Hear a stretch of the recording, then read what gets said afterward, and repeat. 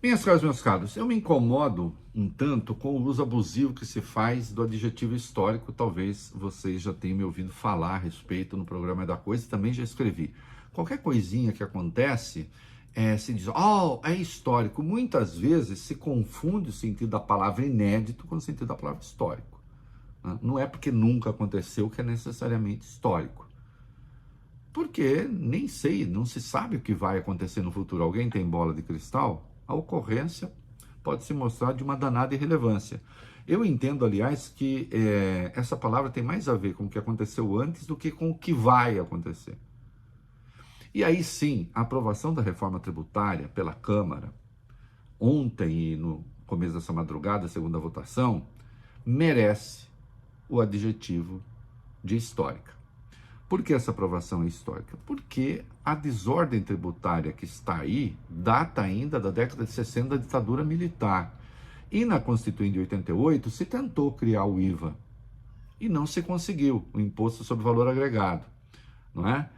E sucessivas tentativas foram feitas, todas deram com os burros na água. E eu mesmo achei dessa vez, vocês sabem disso, que talvez não desse certo.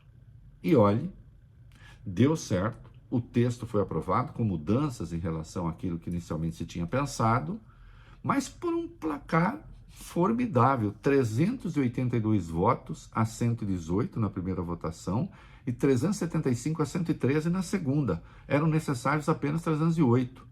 É claro que é uma vitória espetacular do governo Lula, mais uma, diga-se de passagem, porque também há o arcabouço fiscal, que agora demanda só que passe de novo pela Câmara, e provavelmente vai resgatar seu texto original, descartando as alterações feitas pelo Senado, e agora a reforma tributária, que vai para o Senado, mas não creio que seja desfigurada. O ministro da Fazenda, Fernando Haddad, trabalhou muito pelo texto. O presidente Lula trabalhou. Eu vejo aí certos extremistas de centro tentando minimizar a vitória do Lula. Bobagem. Afinal de contas, quem estruturou esse texto que foi votado foi o Bernard Api, que é secretário especial para a reforma tributária. Ele foi nomeado pelo Lula com esse objetivo, não é? E pensar que quando saiu o resultado do primeiro turno no ano passado, né, Lula então iria disputar o segundo como favorito, mas se viu a composição do Congresso e houve quem dissesse o país ficará ingovernável.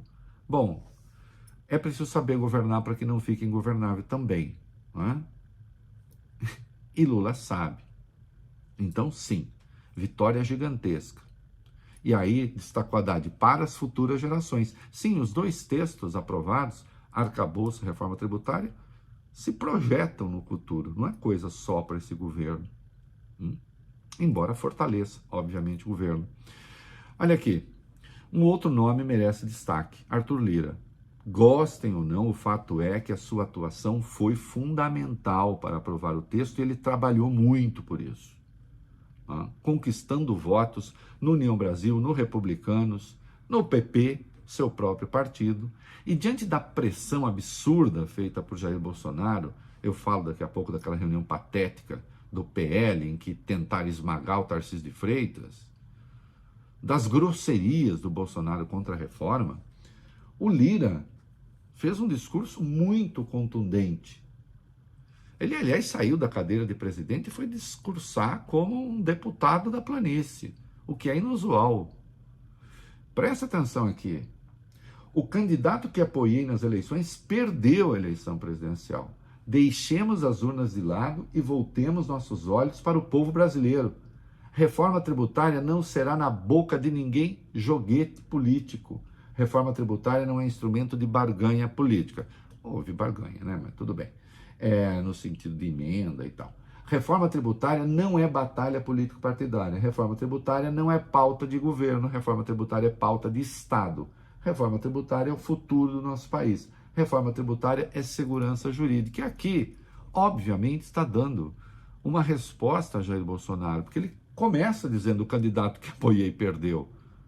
Fazer o quê? Bom, Bolsonaro tentou comandar a resistência à reforma. O resultado é esse que se vê com 20 votos do PL, do seu partido.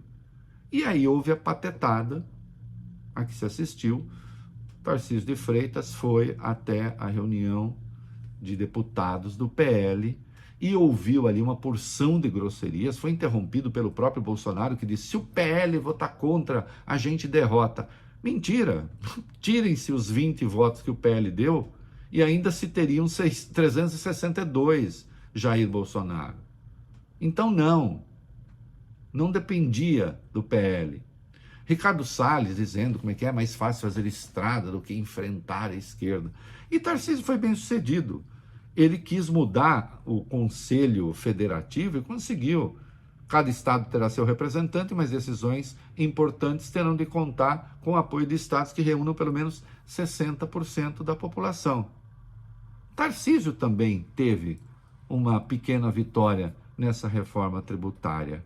Quem perdeu mesmo? Aquele a que já chamei Biltre, o Misiado de Orlando. Agora é o Biltre falando sozinho aqui no Brasil. É isso aí.